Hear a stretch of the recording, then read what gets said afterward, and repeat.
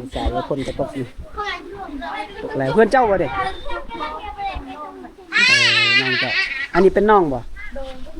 เจ้าจักปีแหละบ่ได้ตอบเป็นน้องเพิ่นเนาะมีแต่เซางามๆทุกคนงามนะคือไร ไม่งามไม่คือไรโอ้แล้วหมอยดุงสลาตัวหมอย แต่ดึงสลานแต่ นี่ใจค่ะคือจะสบายดีทุกคนตอนนี้เนาะเบาโมยก็ฮอดในหมู่บ้านหุ่นเลยทุกคน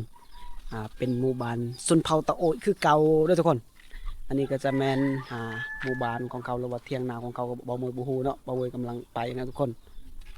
อันนี้ก็จะแมนเฮือนเนาะเฮือนเขาเจ้าอยู่เนาะอันนี้ก็จะแมนเส้นทางเลยทุกคนแล้วก็บ้านหุ่นก็ติดกับป่าเซละนองทุกคนบึงลุมก็จะแมนเซละนองทุกคนตัวเขาจะเข้าไปในหมู่บ้านนี้เนาะหมู่บ้านนี้ก็จะสิประมาณนี้ทุกคนก็จะมีหานขายเครื่องเนาะมันจะมีหานขายเครื่องก็จะบริหลายคนแล้วทุกคนเงียบๆเราไปอยู่ท้องลุมมันบ่หลายคนโอ้ไก่กระเจ้าหลายเลยทุกคนในหมู่บ้านนี้ก็สิประมาณนี้โอ้ควายขึ้นขี่รถสิงอันนี้ก็น่าจะเป็นเทียงนาของพระเจ้าเด้อโบแมนดอกว่าสิเป็นบ้านแต่ว่าเขียนอยู่ปลายคือว่าบ้านหุ่นเนาะอันนี้ก็สิประมาณนี้ว่าฝนสิตกแน่เนาะเบามือกันตรงที่สิได้เดินทางต่อกันก็บ่ได้หลายคนเนาะหมดสำเนียงทุกคนเอาไว้สิกลับก่อนเนาะฝนตกตอนนี้ยันฝนแห้งจังหน่อยกลับมือบ่ได้เปียกหมดทรงเสื้อจังหน่อยโอเคเนาะเฮาก็จะไปอีกเนาะพออยู่ลุมมันจะมีคุมอันนี้มันเป็นคุมที่1แล้วก็อยู่ลุมมันจะเป็นคุมที่2ทุกคนนี่ก็สิประมาณนี้ทุกคน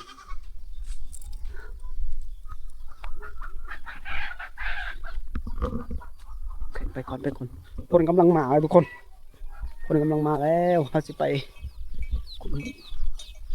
ที่1อีกต้องมาแหวนตะเริ่มไงยังต่อปฏิบัติ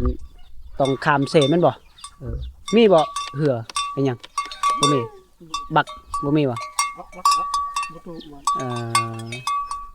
อยู่ประมาณจักครอบครัวอยู่นี่8ครอบครัวเนาะกำมวลอยู่ได้เว้ยคอยเห็นเขาเขียนอยู่หันปลายคือว่าบ้านหุ่นก็คิดว่าอยู่นี่แหละบ้านหุ่นเพราะว่าบ่มวยบ่เคยไปจักเทื่อหากนมาทุกคนโอเคถึงอัดไปตะเพิ่นเนาะพอเพิ่นว่าเบื้องนั้นก็มีเนาะต้องข้ามเซพี่น้องต้องขี่เรือไปแล้วก็อยู่ลุ่มมันก็จะมีคุ้มนึงอีกอันนี้ก็จะเป็นเทียงของเขาทุกคนโมเมนต์บ้านก็อยู่ในนี่เนาะแต่ว่าเราก็ต้องข้ามเซไปเนาะทุกคนตรงนี้อยู่ลุ่มมันจะแม่นเซละนองทุกคน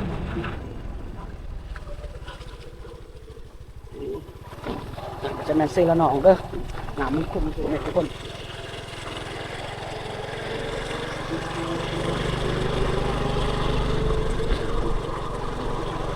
ไปต่อทุกคนฝนบ่ตกใครแน่ได้เบาหมวยอันนี้ฝนกำลังสิตกทุกคน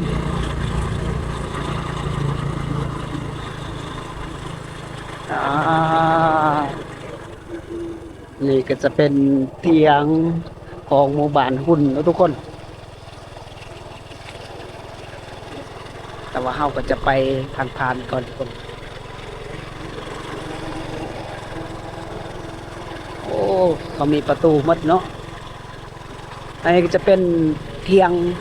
นาหรือว่าเทียงส่วนเนาะแต่ว่าก็จะเป็นบ้านกับแมนเนาะบางคนก็ยกย้ายมาแต่พุ่นเพราะว่าทั้งพุ่นต้องข้ามน้ำเซไปโอ้น่าจะแมนพุ่นแหละบ้านหุ่นเนาะนี่คือพวกมะพร้าวเป็นหลักคน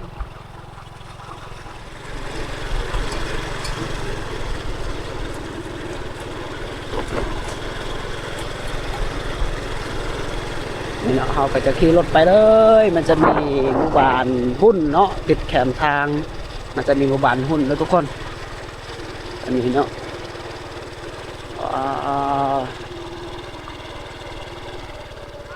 ทำไมโจล่ะมาจะใช่ไปหาหน่อไม้ได้บ่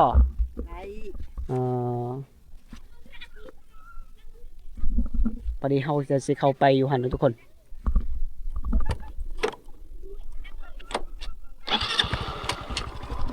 ลองก็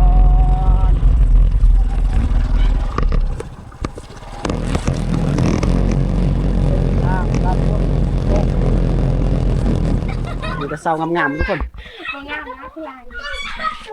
ไม่งามนั่นคือไรโอ้ ตะหมอยดุงสลาตะหมอย มันไตรดึงสลานเพื่อน มันไรอ๋อ ค่ะคือจะเปลี่ยนไม่ อั อน อก นี้เนาะตอนนั้นก็บ่ได้ค่อยได้พอพวกน้องๆเพิ่นไปกินงานดองอยู่บ้านละลาวแม่นบ่ แม่ บ้านละลาวก็มาหลายคนได้มีแต่พวกสาวๆทุกคนเข้ากองติล่ะไปอยู่บนนี้ดิอันนี้มันถ่ายบ่ได้น่าจะบ่หนุ่มส่งนะกองค่อยมันดับเลยไปถ่ายเจ้า โอ้เบื้องนั้นกระพนตกแหงจากเบามุยสิเมื่อได้หรือบ่ได้จังหน่อยทุกคนต้องได้แข่งพลแน่นอน แต่ดีฮอดสมวยก็คือสิคำก่อนบางทีก็สิไปนอนบันพักก่อนเมื่อบ่ได้ทุกคนอันนี้ก็คือสาวบานหุ่นเลยทุกคน อยู่ไหนไปทางใดบันอยู่ไหนหั่นมีว่าเส้นทางที่เราจะไปงามแล้วสำนีกายนี่บ่มีแหละเป็นหน้าได้กับพวกเจ้าเป็นหลังสาวคนก็ตกอยู่ตกแล้วเพื่อนเจ้าวะเด็กน้องเจ้าอันนี้เป็นน้องบ่โอ้เจ้าจักปี้แหละตากงเขาซื้อตากงทุกคนเจ้าเข้ากองเจ้านุ่งทรงนั่นแหละ ผู้หลักจังบ่อยละ จะไปใส่ ปุ้ยเลยคือจะอันลูกสลายไม่เอาเผ็ดกันค่ะ เข็มรถน้องนี่ยังเอามาเป็นทำไม คน ปนปลาดุกวะ ว่าปนปลานิ่นบ่น้องปนเนาะอันนี้ก็จะแม่นน้องยังได้ซื้อจังได้เนาะเอามาแล้วนอนเลย แมว แมวโอ้ยอย่าไปหากัดหนูเด้ ตายแล้วบัดนี้พลกระตกเลยทุกคนนี่พวกน้องๆเพิ่นกำลังนั่งเล่นอยู่นี่เนาะพอดีบ่มวยว่าสิกลับสมวยแต่ว่าพลกระตกหนักเลยบ่เห็นพวกเจ้ากระทายพวกเจ้าก่อนเดี๋ยวเราจะไปหา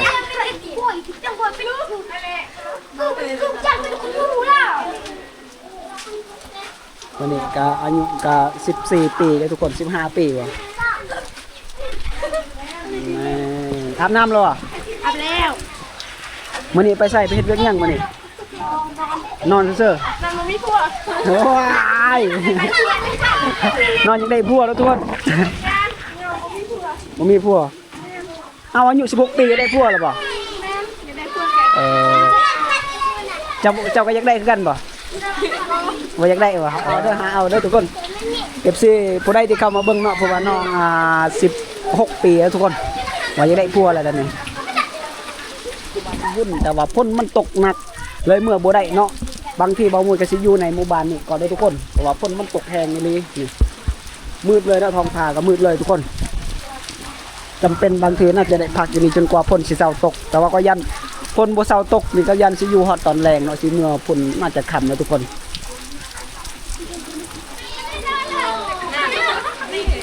นี่เห็นนี่เองละเห็นนี่กินแน่เลย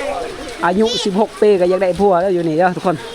แต่ว่าน้องคนนี้น้ แต่ อง มีใครเอา แม่และน้องฝนก็ว่าอยากได้ผัวแล้วตอนนี้เนาะอันนี้เนาะ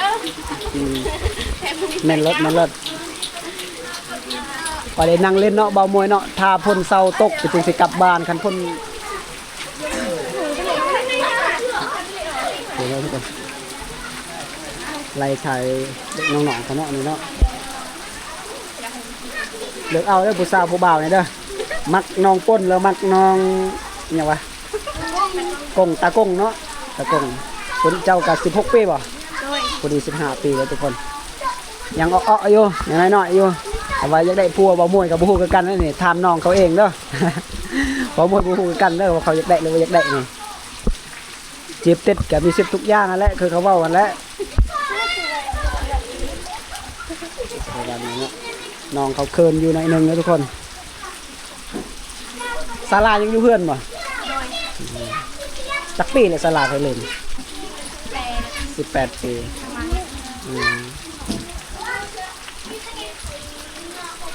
ออกโรงเรียนแต่ห้องได้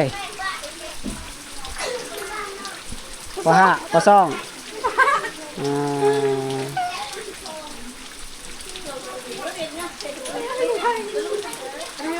หน้าที่ปลาดาวแผลเนี่ยถ่ายคลิป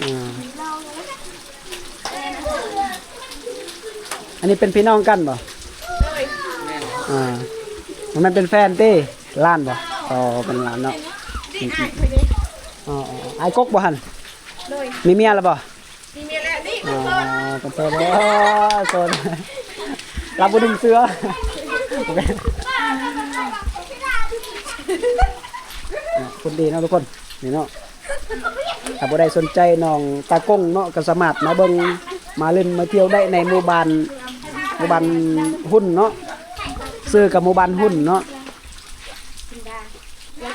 อืม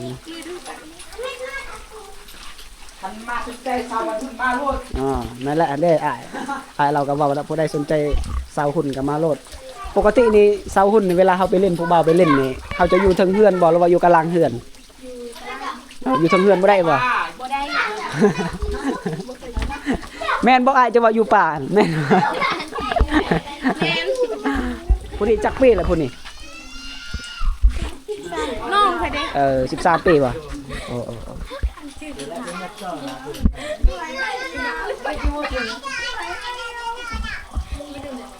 โอ้ตอนนี้ก็พ่นเริ่มเศร้าตกแล้วทุกคน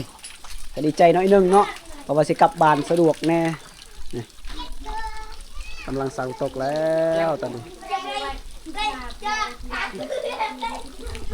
นี่ก็จะเป็นรถของเบาโมยเด้อแต่ว่าสิเดินทางต่อแต่ว่าเส้นทางก็ดีก็บ่ได้ย่านปานใดเนาะแล้วนี่ก็จะเป็นพวกน้องๆ ใช่จะบินกบจ้อย น้องๆเขาเลยมักคนใดก็เลือกคนนั้นเด้อ ยายไล่นะ งามแล้วสำนี่เนาะเขตชนบทเฮากับสำนี่แหล้วอันนั้นก็บ่ทราบบ่ซื้อจังไดเด้ฮะวิไลซื้อวิไลโอ้ยังเฮียนบ่โอ้ดีแหละตั้งใจเฮียนให้มันจบเด้อบ่แม่นว่าอยากได้ผัวอีกออกอีกก็บ่ได้ได้ ตั้งใจเฮียนจบแล้วก็มีอาชีพเฮ็ดวันนี้คือเคยเห็นติเคยเห็นบ่อยู่ Facebook เนาะเจ้าว่ะคนนี้ก็น้องเจ้าบ่ น้องแม่ ไอ้น้องกันบ่นั่นแหละไม่ได้ไอ้น้องอยู่นี่กับอยู่บ้านไหนหั่นผู้ใดหลายกว่ากันโอ้อยู่หันหลายเนาะมีไฟฟ้าบ่อยู่หั่นบ่มีเนาะบ่มีไฟฟ้าเด้อ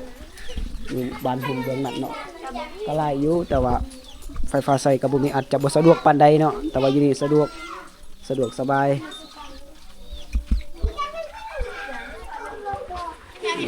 ตอนนี้เนาะ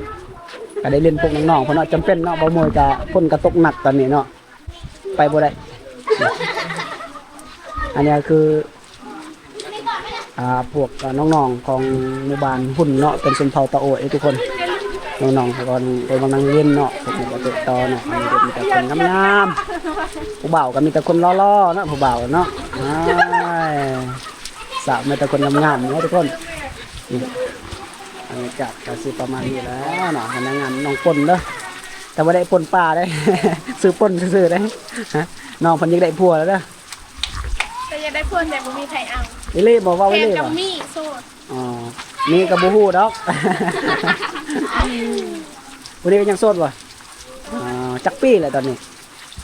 17ปียังเฮียนบ่ อายุ บ่ได้เฮียนแล้วเนาะปัจจุบันนี่เฮ็ดเวียกยังโอ้เฮ็ดไร่เฮ็ดสวนทุกคนอันนี้ก็ยังโสดเนาะถ้าผู้สาวสนใจผู้ใดที่สนใจก็สามารถติดต่อได้เด้อทุกคนซื้อจังได๋เด้ วันนา ฮะฮอนนา วันนา โอ้ซื้อวันนาทุกคน น้องเขาก็ลอยเลยทุกคนกันมีคนเอานี่เอาบ่ เอา ยันแต่พวกเจ้าเอาคนล่อ บ่นะบ่ลอกกันคอยเอานะแต่บ่มีใครเอา ๆเป่าคือขนาดเลยทุกคนเอาบ่หลอกก็เอาว่าคนอายุ50ปี เอาแต่ยัน ยันเขาบ่ไหวเนาะ บ่ไหวเฮ็ดเวียกเฮ็ดงานนะทุกคน อายุแก่หลายก็บ่ไหวเฮ็ดเวียกเฮ็ดงาน เจ้าต้องการอายุจักปีคันมีคนมักกัน 17 18 โอ้17 18มันผิดกฎหมายลูก อันนี้ผิด17 18เขาเอากันมันต้องอายุ18ปีเขาจึงสามารถเอากันได้มันถูกตามกฎหมายแต่บ่ต้องเอากฎหมายเนาะ เอาเลย คลิก17 17 16 15 โอ้16 15อ้อ 16กับพริกเอาใหญ่16 17เอาแบบใจแฮบาสมุดอันแฮบา16บาเนา17 18 โอ้พอดีน้องเอ็ดน้องๆมาเนาเลยเอ็ดใจแฮ คนบอกว่าอยากต้องการผัวก็วันอายุ17 18เพราะว่าน้องเพิ่นอายุก็17 ปีเนาะบ่ต้องการคน20ปลายปีบ่ต้องการบ่โอ้ เท่าแล้วคุณจะไปปี เสียใจบ่มวยตอนนี้26ปีแล้วเสียใจ โอ้น้องๆก็ว่าน่าฮักใจดีเนาะผู้ใดที่ไปขึ้นโตโอ้ยเนาะหรือว่าสิไปเมืองนอกเนาะก็สามารถมาแวะมาเล่นได้ครับพวกน้องๆในหมู่บ้านคุณนี่เด้อ รถป่าชักก็ยืดป่า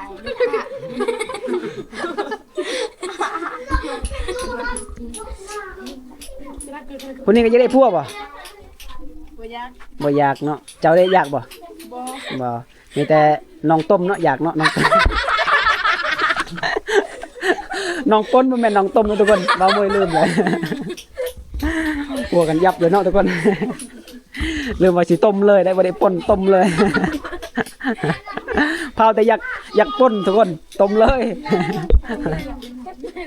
ไปกินดอกเลย อาบน้ำมืดแล้วบ่ อาบแล้ว อ๋อบ่อยากไปอาบต่ออีกบ่ อาบนี่ดิ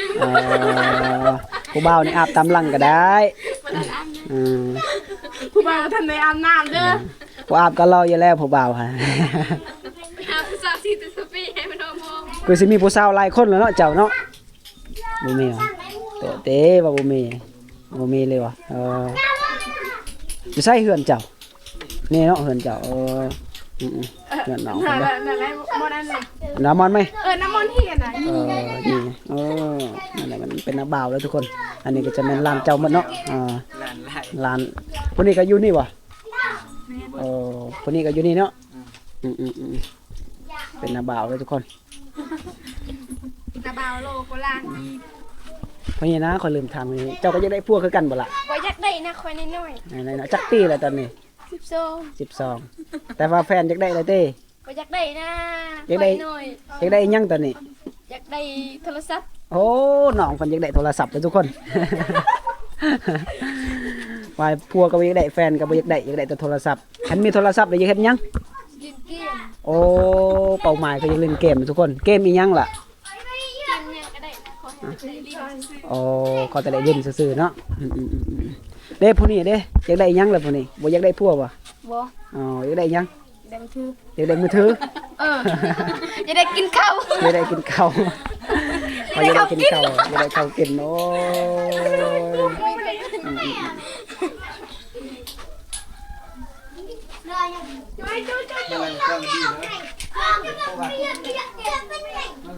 นี่เนาะจะมีแต่พวกน้องคนงามๆมาฮักทุกคนเนาะเพื่อนเจ้าอยู่พุ่นกับนางต้มแม่นบ่